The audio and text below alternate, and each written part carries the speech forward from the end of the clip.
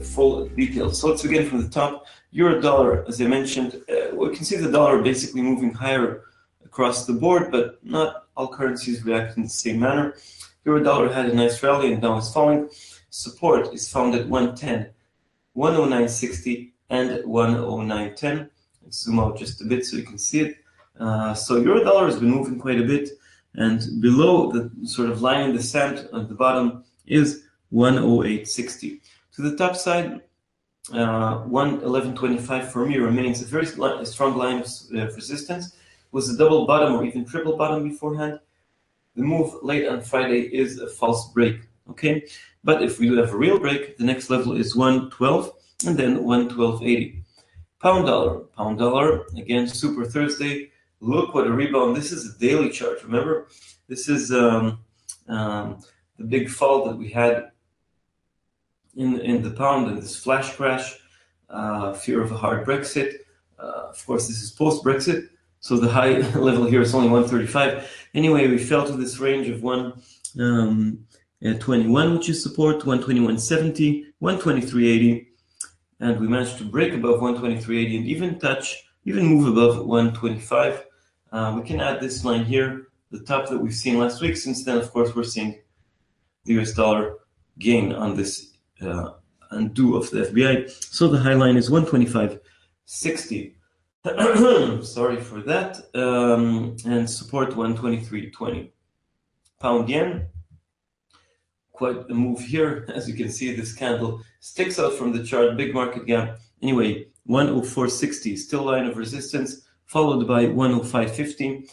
Above those levels, it's quite high ground. It's a bit I would mention 107.50. On the downside, we have 103.40 and 102.50 down there. Before we get closer to the very round 100 level, we have 101 and 100 on the downside. Okay, dollar CAD also had lots of excitement. GDP employment report. Despite the good employment report, markets were worried.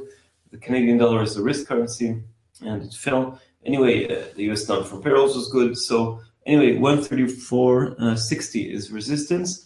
133.50 also now turns into some kind of support. I wouldn't say that's strong. Followed by 132.80, 132.40, and 131.40.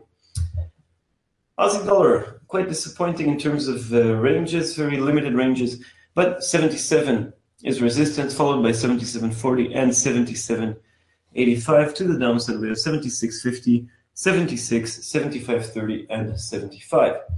Kiwi dollar, also an excellent jobs report in New Zealand. So all the world is hiring.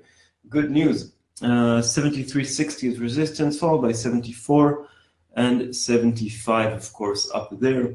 72.65, 72, 71.60, and 71 are lines to watch to the downside. Okay, Kiwi had a nice run, but now it all depends on the US elections. Dollar Swiss, we may have seen some kind of intervention by the Swiss National Bank after Euro Swiss fell to deep levels. Anyway, the renewed strength of the US dollar is sending it higher. Also here, some kind of market of a Sunday gap. Currently at 97.74, resistance 98.20, 98.50, 99, and of course parity. Dollar Swiss parity worked very nicely as resistance. To the downside, 96.60 and 95.40. It's mostly a proxy of the US dollar, dollar Swiss. Okay, and Euro Swiss, well, the Swiss franc did strengthen. It might move again, of course, in the elections. 108 is the current level, reached sort of the line in the sand of 107.60. To the top side, well, further to the downside, 106.20. To the upside, 108, well, 108.50. I would say 110. These lines here in the middle between 108 and 110 are very, very choppy. Usually the franc traded in very limited ranges around here. Euro pound. Here we are, strong resistance 91.50, followed by 90.50. The round number of 90, remember we traded there, but the pound, of course, strengthened.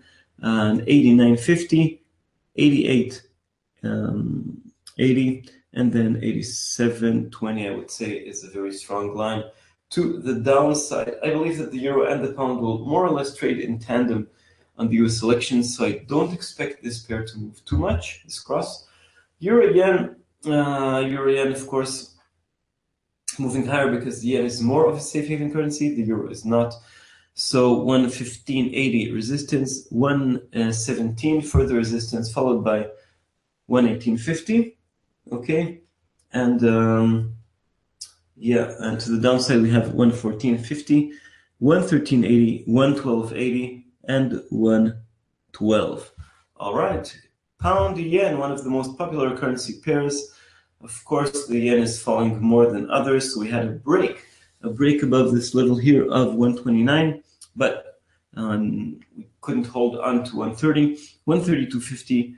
Next line of resistance, followed by 140 to the downside, 125. Not many lines here. This is quite a wild cross, okay? And oil prices, last but not least. We talked a lot about oil in recent months. Now we almost forgot about it. Also moving up on the news from the FBI, but all in all, there's signs that there will be no agreement in the OPEC meeting at the end of the month, contrary to those Algiers accords. Anyway, so we fell quite a bit, already reached that double top just under 52, lost the 49 level, which was the high mark in August, currently under 45, which was a pivotal line, support at 42.50, and 39, resistance 49. Oil trades together with commodity currencies, risk, stocks, etc. And the Mexican peso, of course, worth mentioning.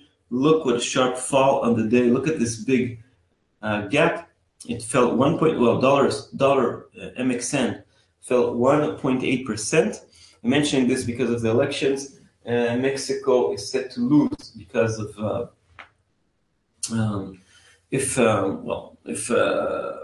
Trump is elected and trade relations are worsened and there's a law. So each time, this is sort of a good bellwether for the mood in U.S. elections. When the FBI story broke out on October 28th, Mexican peso fell. Now there's a higher chance of a victory by Clinton, and the peso is strengthening. Another thing, we have reports on a high turnout from Latinos in Florida and Nevada, so that also helps.